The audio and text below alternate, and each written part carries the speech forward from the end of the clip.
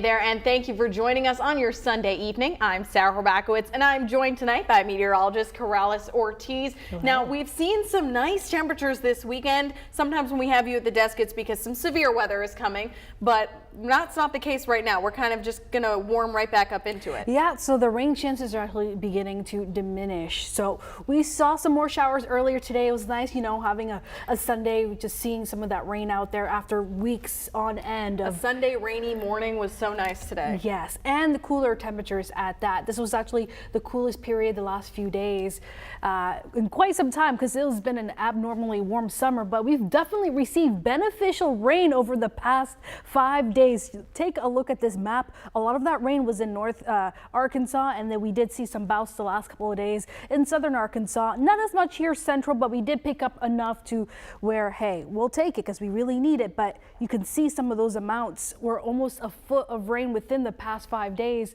for some areas. Did lead to some isolated flash flooding concerns, but right now the rain is making its way on out, so we aren't going to be expecting anything significant anytime soon. So a little bit right now, the closer look in southeastern portions of the state. Monticello seeing some rumbles of thunder there just near El Dorado, but whatever is left over now is diminishing into the overnight hours. We're sitting at 83 here, mostly cloudy, a bit of a breeze out of the southeast. Looking at your hour by hour going into tonight, it's going to be quiet. It's going to be mild with those temperatures still in the 70s, but I'll have a look at what to expect heading into our upcoming week and the month of August just ahead.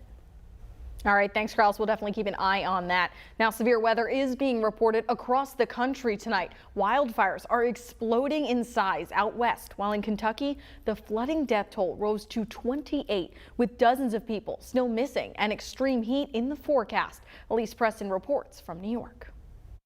The cleanup continues in flood-ravaged eastern Kentucky. Grateful that my family made it out and the Lord took real good care of us. It's just things, you know. I have beautiful wife and 4 baby girls, and the 11-day-old right now. She said, we're safe.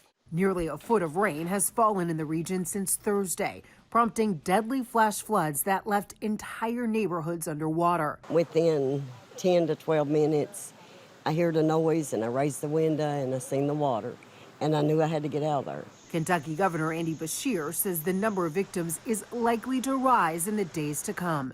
He said first responders are struggling to access some of the hardest hit areas. Especially in eastern Kentucky, roads and bridges are a lifeline, and we have dozens of bridges that are out that make it hard to get to people, make it hard to supply people. Parts of the western U.S. are facing a very different kind of natural disaster. Massive wildfires are now exploding in several states, including Nebraska, Idaho, and Montana. You could see the flames coming like over the hill, and it was like, it's time to go. The biggest one is the McKinney fire in Northern California. The flames were first spotted Friday. Within 48 hours, it had spread to more than 80 square miles and is still burning out of control. Elise Preston, CBS News, New York. Crews continue to battle wildfires across the west tonight as sizzling temperatures and high winds are creating conditions for more potential spread. And tonight, Little Rock police are searching for answers after a man was hit by a car last night on an interstate frontage road. Authorities tell us that they were called to the 9800 block of the I-30 frontage road for a collision involving a pedestrian just after midnight last night. When they arrived, they found 20-year-old Travion Lowry unresponsive. Police say he was hit by 29-year-old Nichols Conley as he was driving westbound, and that's when his Kia struck Lowry, who was walking southbound. At first, Conley left the scene, but later came back to speak with investigators. Lowry was taken to a nearby hospital where he later passed from his injuries. The investigation is ongoing, and we will provide updates as soon as we know them. Moving now to check in with the latest COVID-19 data so that you can stay up to date on your own health risks. Arkansas leaders right now are still keeping a close eye on the deadly virus. The virus is still spreading here, with the Department of Health reporting nearly 400 new cases just in the last 24 hours. And more than 300 are fighting the virus right now from a hospital bed. This week, 46 Arkansans died from complications of COVID.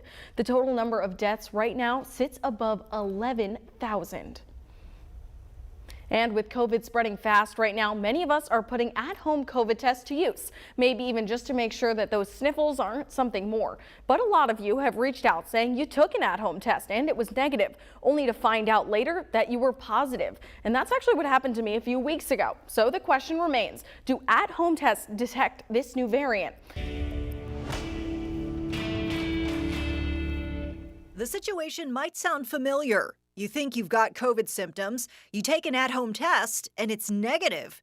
The symptoms get worse, so you test at the doctor, it's positive. So what happened? Did you get a bad test? Our question, do at-home COVID-19 tests detect BA5? Our sources, the FDA, and South Carolina's Public Health Director, Dr. Brandon Traxler. The FDA says antigen tests, which are the type of tests folks can get over the counter to use at home, have generally been less sensitive than PCR tests. PCRs are the ones you're more likely to get at the doctor's office, with results that can take longer than a few minutes. Antigen tests have long called for a series of safety nets in case of a false negative. The instructions often on many of these rapid tests say that if you have symptoms but test negative, then to wait 24 hours and then retest. That's because of the test's reduced likelihood of detecting early infections compared to the PCRs. And turns out, initial data suggests that sensitivity might be even less with some of the newer variants. We have seen throughout Omicron is that if you test very early in your symptom onset, particularly if you are vaccinated, and maybe don't have extremely severe symptoms, then you may test negative. So we can verify, yes, at-home COVID-19 tests do detect BA5, but possibly with less sensitivity to the strain. That's why it's important to consider testing again, especially if you have symptoms or a high likelihood of COVID exposure. Now, if you have something that you want verified, email us, verify@thv11.com, or reach out on social media.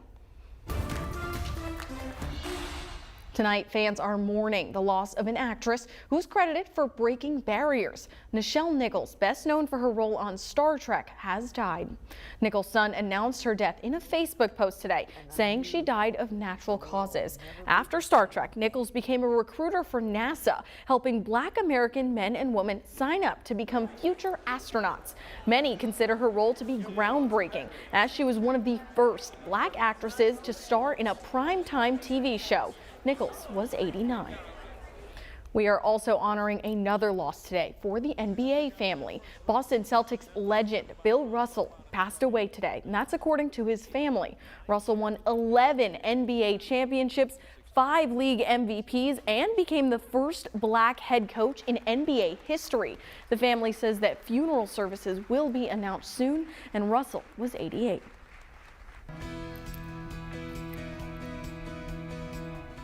THV11 here is your election central, and this week there will be a special election for Pulaski County voters.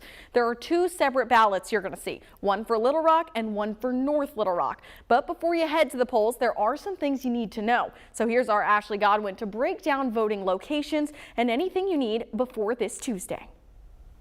That's the way that the city officials and county officials know what your choice is as it relates to these taxes. Next Tuesday, early voting will begin for a special election in Little Rock and North Little Rock. And they're both about a tax. Little Rock voters will decide on a 3.0 millage extension for 6 separate areas of capital improvements. Those are for streets, drainage, fire apparatus, parks and rec, district court facilities, and port industrial parks. On the ballot, these issues will be separate, and voters will have to decide on them individually. North Little Rock voters will decide on one issue, whether to continue a 0.5% sales tax for capital improvements, which will go towards things like streets, drainage, public safety, and parks and rec. There are going to be about 8 early voting locations. From Tuesday, August 2nd to Friday, August 5th, voters can go to any of these early voting sites.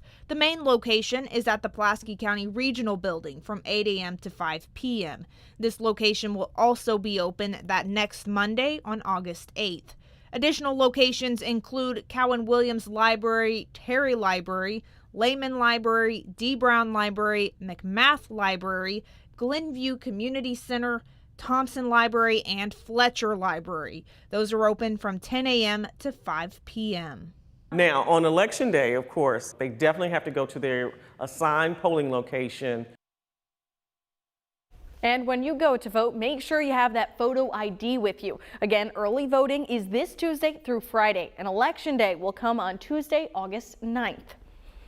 Still ahead tonight, football season is just around the corner. So just ahead, we're going to tell you how to get tickets for one of the biggest high school football games in the state. I know I'm excited to watch this football season. I'm also excited for some of those cooler temps that Corrales Ortiz was telling us about. Corrales, what more do you have to tell us about the weather? Yeah, it was a nice change seeing some rain and cooler temps these last few days, but we do have some changes in the forecast as we head into the month of August.